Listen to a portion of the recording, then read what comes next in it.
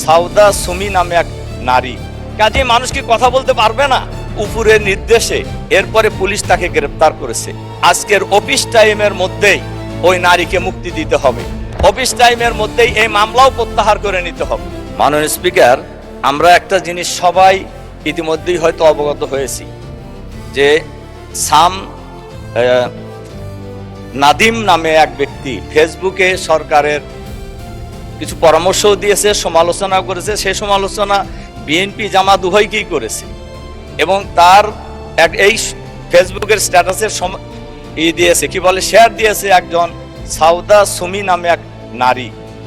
এরপরে পুলিশ তাকে গ্রেফতার করেছে এবং বলা হয়েছে উপরের নির্দেশে তাকে গ্রেফতার করা হলো এবং মামলা দেওয়া হয়েছে এবং উপরের নির্দেশে মামলা দিয়ে গ্রেফতার করা হলো। আমার প্রশ্ন হলো, এমনি সমালোচনার মধ্যে ছিল তেলটাকে সে বেশি গুরুত্ব দিয়েছে। তো আমার প্রশ্ন হলো, উপরের নির্দেশ বলতে কাকে ওনারা বুঝিয়েছেন এটা আমি জানতে চাই।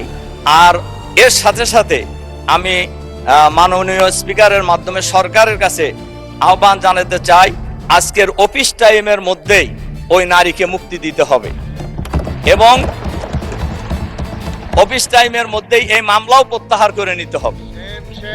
তার কারণ এই গ্রেফতারের মধ্য দিয়ে ফ্যাসিবাদী সরকারের পূর্বাভাস পাওয়া যায়, অথচ এই সরকার তো গণতান্ত্রিক সরকার। কাজে মানুষ কি কথা বলতে পারবে না? এজন্য আমি মাননীয় স্পিকারের মাধ্যমে এই বিষয়ে আমি সবার কাছে দৃষ্টি আকর্ষণ করছি।